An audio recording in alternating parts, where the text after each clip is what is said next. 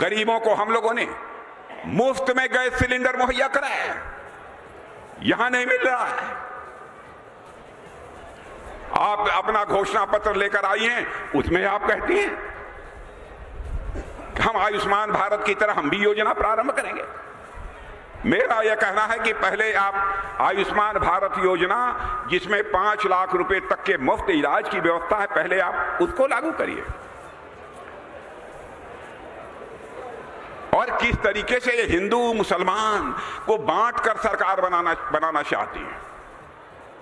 ममता दी, मैं आपसे कहना चाहता हूं, जाति, पंथ और मजहब की राजनीति नहीं होनी चाहिए।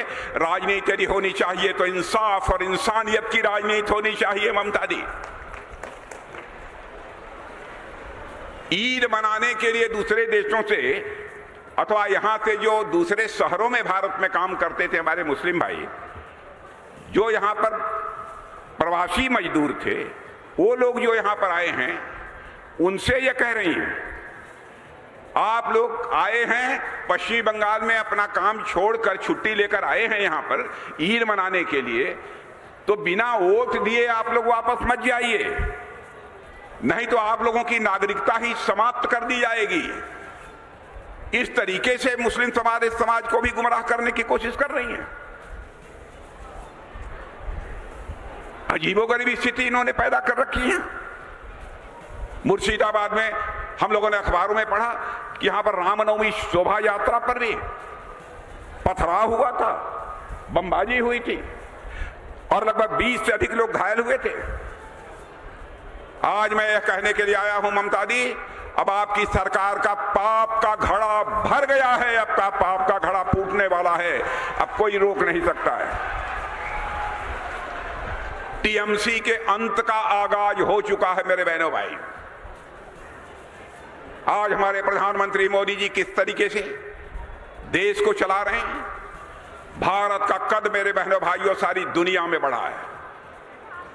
पहले भारत अंतर्राष्ट्रीय मंचों पर कुछ बोलता था, भारत की बातों को जितनी गंभीरता पूर्वक लिया जाना चाहिए नहीं लिया जाता था, लेकिन आज भारत अंतर्राष्ट्रीय मंचों पर कुछ बोलता है, सारी दुनिया कान खोलकर सुनती है कि भारत बोल क्या रहा है। यह भारत की हैसियत सारी दुनिया में बन गई है। और जिस प्रधानमंत्री ने भारत का कद, भारत का स्टेचर सारी दुनिया में बढ़ाया है, उसके बारे में आप अनाप शनाप बातें करती रहती हैं, जनता को गुमराह करती रहती हैं। और मैं आपको बतलाना चाहता हूं बहनों भाइयों, यूक्रेन और रूस का युद्ध चल रहा है 2 साल से। आप लोगों को मालूम है कि नहीं रूस और यूक्रेन का युद्ध चल रहा है? कितने लोगों को मालूम है? हाथ उठाइए। बहुत लोगों को मालूम है। इधर मालूम है रूस और यूक्रेन का युद्ध चल रहा है। मेरे बहनों भाइयों, 2 साल से रूस और यूक्रेन के भी युद्ध चल रहा है। बड़ी संख्या में दोनों देशों के लोग मारे जा रहे हैं। मिसाइल, बम, तोप रूस की तरफ से भी चल रही है, यूक्रेन की तरफ से चल रही है। बड़ी संख्या में लोग मारे गए। हमारे भारत के बहुत सारे बच्चे यूक्रेन में पढ़ाई करते थे। कोई एमबीबीएस कर रहा था, कोई इंजीनियरिंग कर रहा था, कोई और पढ़ाई कर रहा था, मैनेजमेंट का कोर्स कर रहा था। उनके माता पिता जो भारत में थे, उनको चिंता इस बात की हुई कि रूस की तरफ से बराबर मिसाइल, बम, गोले, तोप चल रहे हैं, कहीं हमारे बच्चे की जिंदगी को खतरा न पैदा हो जाए। तो उनका एक डेलीगेशन प्रधानमंत्री जी से मिला और प्रधानमंत्री जी से अनुरोध किया कि प्रधानमंत्री जी, चाहे जैसे भी हो, हमारे बच्चों को आप यूक्रेन से बाहर निकाल कर ले आइए। अब देखो बहनों भाइयों, हमारे प्रधानमंत्री का कद कितना बड़ा है। उन्होंने तुरंत रूस के राष्ट्रपति मिस्टर पुतिन से बात की और यूक्रेन के राष्ट्रपति मिस्टर जेलेंस्की से बात की। 4.5 घंटे के लिए युद्ध रुक गया और हमारे 22,000 भारतीय बच्चे यूक्रेन से चलकर भारत आ गए। यह है हमारा भारत, यह है हमारा भारत। और ममता जी, क्या यह सब आप नहीं देखती हैं? क्या हो रहा है भारत में?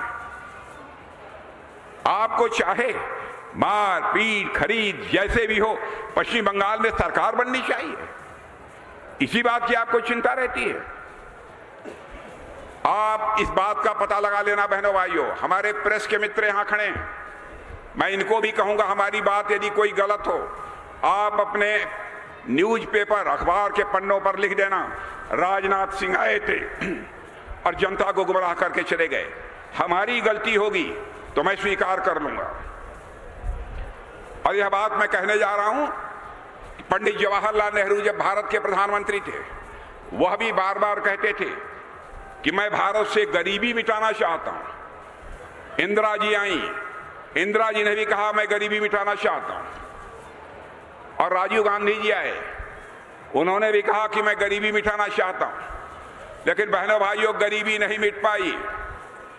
पहली बार आजाद भारत में हुआ है कि यह मैं नहीं कह रहा हूं, पीएम नहीं कह रहे हैं, नीति आयोग ने कहा है, दुनिया के बहुत बड़े बड़े अर्थशास्त्रियों ने कहा है कि मोदी जी के भारत का प्रधानमंत्री बनने के 7-8 वर्षों के अंदर ही भारत से 25 करोड़ लोग गरीबी रेखा के बाहर हो गए हैं। मेरे बहनों भाइयों, अब इससे बड़ी उपलब्धि और क्या हो सकती है?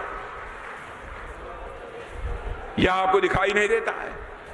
धन दौलत के मामले में, इकोनॉमी की साइज, धन दौलत, अर्थव्यवस्था के आकार के मामले में हमारा भारत दुनिया के देशों में 11वें स्थान पर खड़ा था।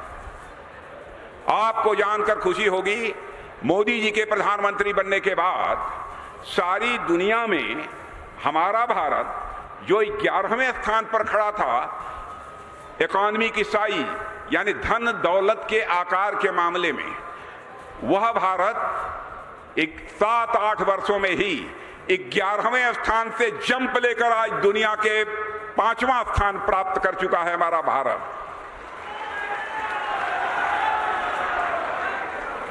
और आज बड़े बड़े अर्थशास्त्री, बहुत बड़ी बड़ी फाइनेंशियल फर्म यह दावा कर रही हैं सबसे तेजी से आगे बढ़ने वाली अर्थव्यवस्था दुनिया में किसी देश की है तो हमारे और आपके देश भारत की है। मेरे बहनों भाइयों, और उनका यह भी कहना है, अब इस सच्चाई को नकारा नहीं जा सकता कि 2027 यानी आज के 3 साल के अंदर ही हमारा भारत की अर्थव्यवस्था दुनिया के टॉप 3 कंट्रीज में आकर खड़ी हो जाएगी।